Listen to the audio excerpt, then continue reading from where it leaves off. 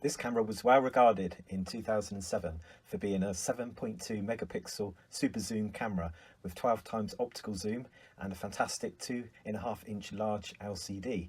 It also features a mega optical image stabilizer. It was a big improvement to previous super zoom cameras in that it offered better support for larger memory cards, including SDHC. Key features was the 36 to 432mm lens, raw image capture. This was a fantastic option, very uncommon at the time. The engine was a Venus-free processor, provided fast handling. However, it did bring more noise reduction at higher ISOs, which was a common thing in this age of camera. The LCD has improved resolution to the FZ8. The camera has advanced manual controls offering full PASM modes as well as adjustable white balance, contrast and noise reduction control.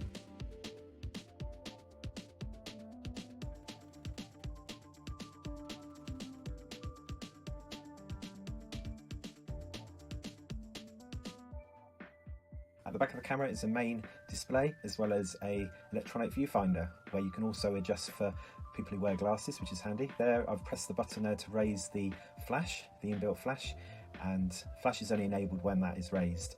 You can see on the bottom there it was made in Japan, the FZ8, and it has a tripod mounting. Also a decent battery, a proprietary battery. This one I'm holding in my hand is a OEM battery, so not the original, but you can see the number on there. And also you can see next to the battery is a standard SD card slot for the standard size, but this will support SDHC as well as SD, which is good. Although you don't need a huge card for a camera like this because it's only got 7.2 megapixels. There you have the adjustable zoom. You've got the anti-shake, the OIS, also AF manual focus, so autofocus manual focus, and a dial there.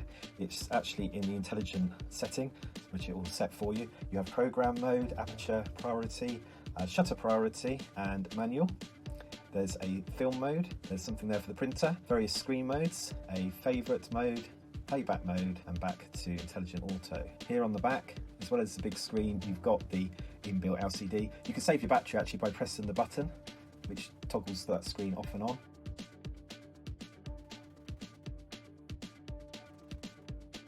And there's the battery charger there, which is a separate unit. So just holding the camera in my hands again and starting the camera up. It's got a rapid startup time and it remembers where the position of the lens was. So a nice display. You're able to turn off some of these features, some of these display items. There's the rule of thirds there, histogram on there as well. So yeah, you can do quite a bit there. The toggle there will turn the screen off and allow you to just focus on the viewfinder. There is an adjustment for people who wear glasses, so you don't need your glasses for this.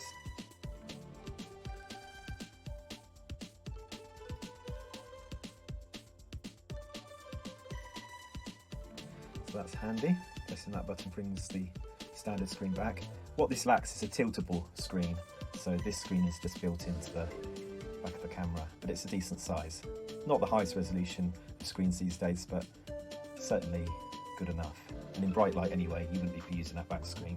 So you can see some of these options available, kind of standard ones. There's nothing on the inbuilt memory. So there is a very small inbuilt memory in this camera, but I would just advise to use a memory card, and then it's easier to get photos off of that onto your computer. So just going through the settings there, you can see white balance adjust, ISO. So in this intelligent auto, it's set to 400, but choosing other program modes allows you to set the ISO sensitivity down, which is actually better for decent pictures. So this camera really is a product of its time. It is much better at handling pictures in bright conditions. So a camera like this, used in sort of semi-dark conditions, will show quite a bit of noise up. You can obviously reduce some of that noise by deciding to shoot in RAW format, but then you've obviously got the overhead there of having to do some processing on your RAW photos. So just going through showing you the metering options available. Sorry about the glare there on the back of the screen from the ring light. I think you can still make out all the features. Yeah, the digital zoom is something I tend to turn off. I just like to use the optical, and then you can obviously use software to zoom a bit further if you choose to later on. So various settings for the picture. Now this camera does record video, but I wouldn't say it's up to as good a video as you would get, say, on a Canon S2IS, which actually featured 5 megapixels instead of 7, so that video mode on that camera was really actually quite special, quite good. But this one is really more of a dedicated camera only rather than recording video. But some of these features I kind of noticed in some of the later cameras, so I featured on my channel the TZ10, and you can see some of the settings for the travel part being kind of carried across from this menu. And this menu is quite a similar design to the later Panasonics. You can see world time in there as well.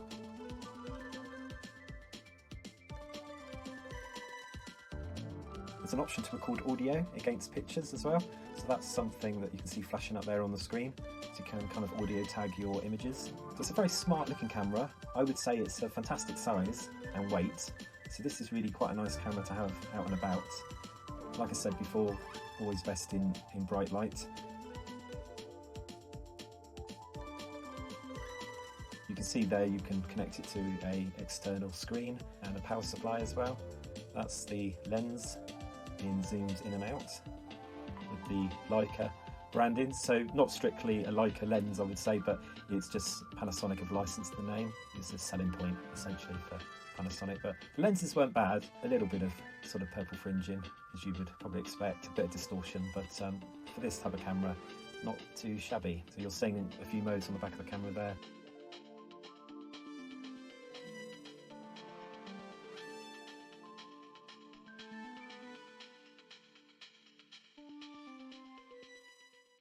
I was just in the scene mode there, so there's lots of options which kind of set things up for you. If you've come from a film background, it's quite nice to have the options for the shutter priority and the aperture priority. Not a bad camera, but does suffer from noise at higher ISOs, and like I say, not fantastic when it comes to taking pictures in darker conditions. So very much a travel camera for sort of landscapes, outside shots, well-lit shots. If I had to go probably between this camera or the Canon camera, which featured less megapixels, but it had a tiltable screen, I mean, I was always blown away really by the Canon S2IS, and I did actually start by having a earlier FZ Panasonic camera, but I had to return it, so I bought one new and it had quite a bit of dust build up inside the zoom lens. It seemed to suck in dust. This one doesn't seem to experience that problem, but the one I had did. So in summary, this camera was a great camera for the time. Would I use it now? Possibly not. I think I've got